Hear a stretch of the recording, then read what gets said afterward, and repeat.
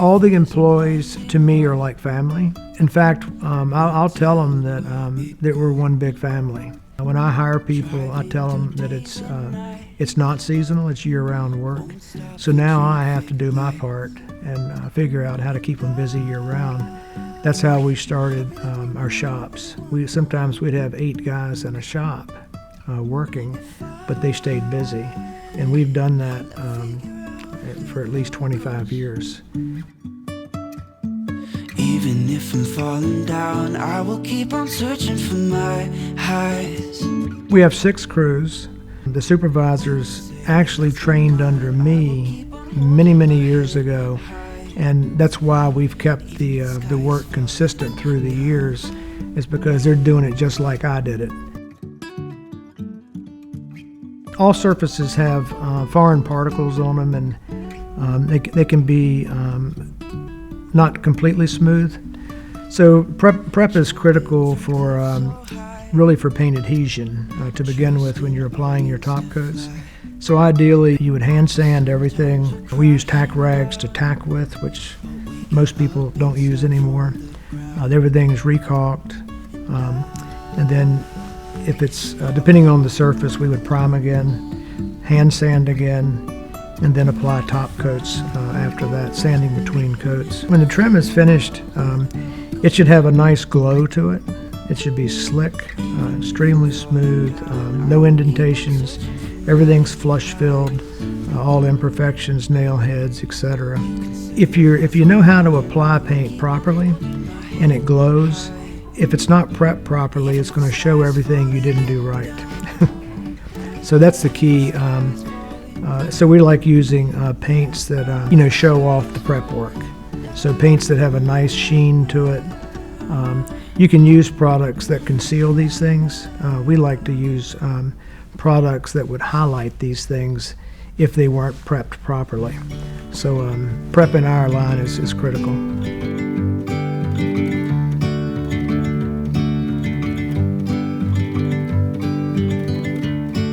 I'll estimate the job on site. Usually I can supply an estimate while I'm there that day before I leave. We'll have a scheduled date to start the project. We'll provide a description of what we're going to do, how we're going to do it, how many days it takes, how many men will be here, the hours that we work. When we start an interior, we would come in and we would have a designated area that we're going to start in. Guys would immediately cover the floors, cover the furniture. We put up dust barriers from other openings in the house so that dust doesn't migrate through the house. Everything would be well protected. Lewis or I will show up on site, evaluate and look at the job. And when the job is complete, we'll come through again with a follow-up, final visit, and inspect everything to make sure everything was done properly, that the clients are happy, and if there's anything that needs to be addressed, we'll do it before we leave. And so I love to be able to pull up to a house that needs an extensive amount of work, and know that we can bring it back to life, to perfection.